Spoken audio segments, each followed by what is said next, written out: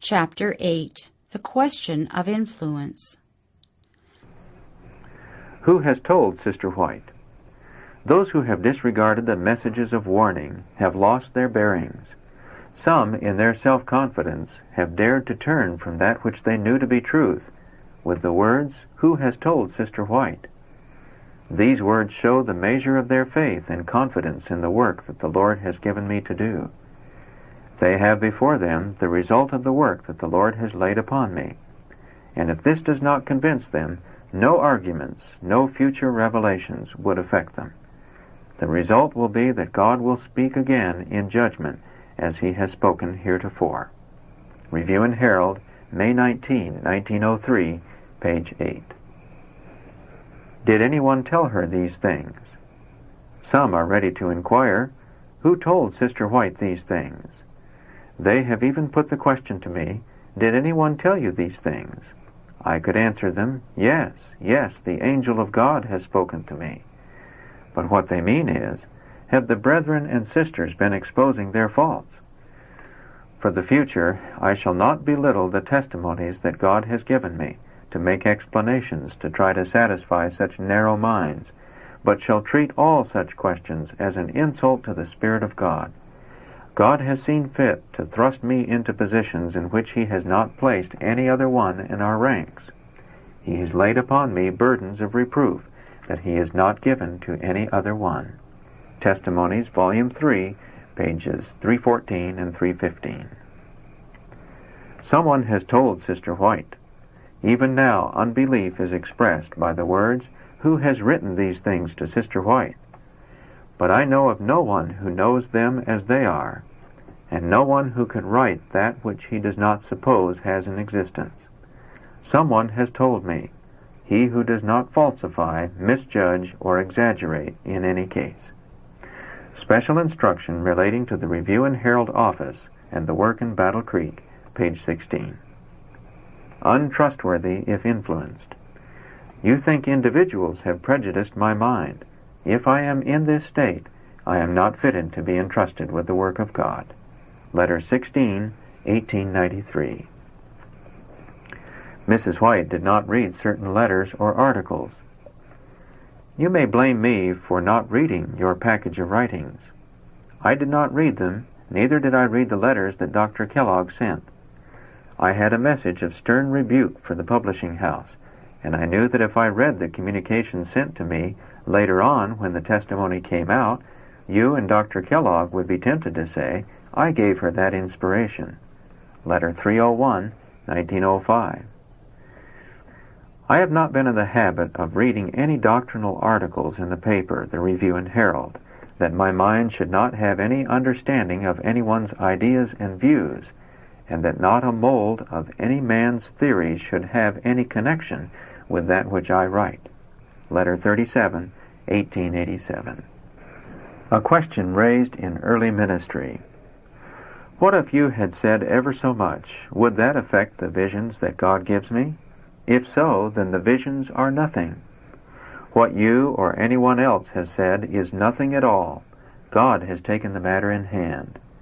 What you have said, Sister D., influenced me not at all. My opinion has nothing to do with what God has shown me in vision. Letter 6, 1851. Reproof not from hearsay. I received your letter and will endeavor to answer it. You say that you received the testimonies, but the portion in regard to deception you do not receive. Nevertheless, my brother, it is true, and hearsay has nothing to do with this case of reproof.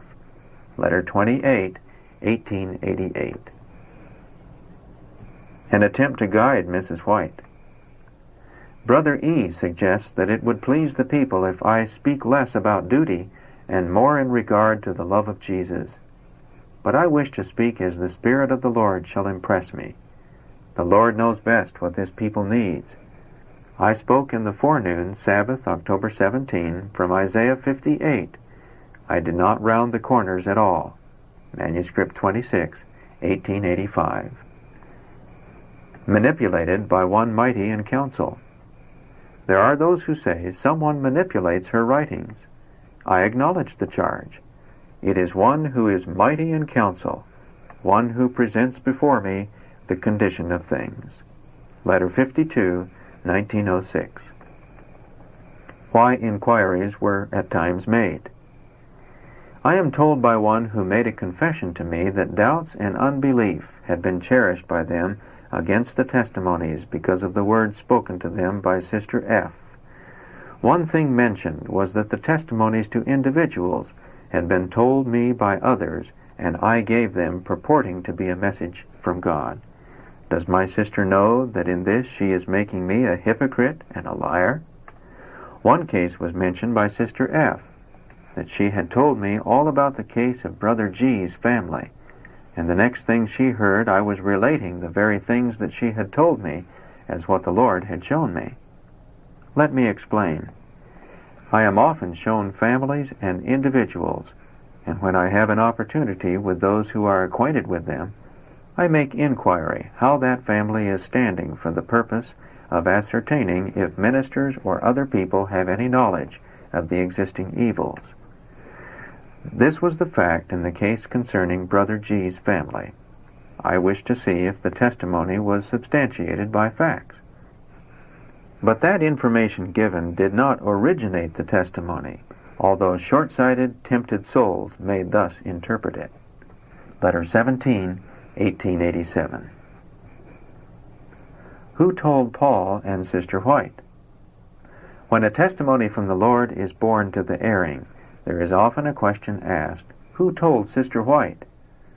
This must have been the case in the days of Paul, for someone must have had the interest of the church at heart to present before the apostle, God's appointed minister, the dangers of the members of the church which threatened its prosperity. There is a time to speak and a time to keep silence. Of course, something must be done, and the Lord's appointed minister must not fail in his work to correct these evils. Now these evils were existing, and Paul had a work to do to counteract them. We know that Paul had presented before him the state of the churches. God has given him light and knowledge in regard to the order that should be maintained in the churches, the evils that would arise, and which would have to be corrected and firmly dealt with corresponding to their aggravated character. The Lord had revealed to Paul the purity, the devotion, and piety that should be maintained in the church, and things arising contrary to this he knew must be reproved according to the light given him of God. Why inquiries are made. When matters are brought before my mind in regard to a church, sometimes there flashes, as it were, a light from heaven revealing particulars that God has presented before me of that case. And when the burden is bearing upon my mind in reference to special churches, families, or individuals, I frequently inquire the condition of things in the church, and the matter is all written out before I come to that church. But I want facts to substantiate the testimonies, and I am burdened to know in what manner I should bring out the light God has given me. If the errors have been manifestly affecting the church, the examples of a character to mislead the church, weaken it in faith, and strengthen unbelief, then the work to be done must not be confined to families privately or to individuals alone, but must come before the whole church to stay the evil and flash light into the minds of those who have been deceived by deceptive works and misinterpretations. Again, when before the people, there flashes upon me light that God has given me in the past in reference to the faces which were before me, and I have been impelled by the Spirit of the Lord to speak. This is the way I have been used, viewing many cases, and before I bring these cases out, I wish to know whether the case is known by others, whether their influence is calculated to injure the church generally.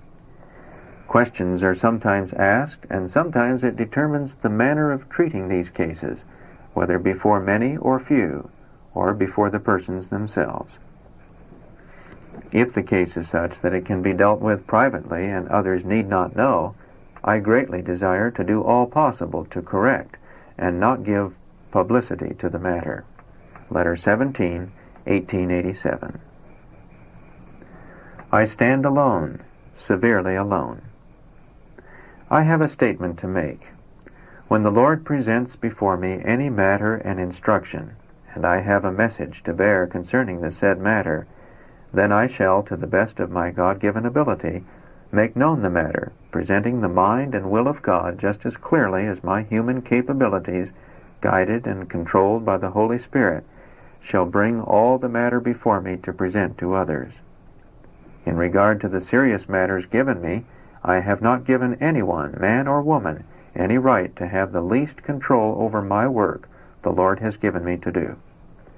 Since 21 years ago, when I was deprived of my husband by death, I have not had the slightest idea of ever marrying again. Why? Not because God forbade it, no, but to stand alone was the best for me, that no one should suffer with me in carrying forward my work entrusted to me of God. And no one should have a right to influence me in any way in reference to my responsibility and my work in bearing my testimony of encouragement and reproof.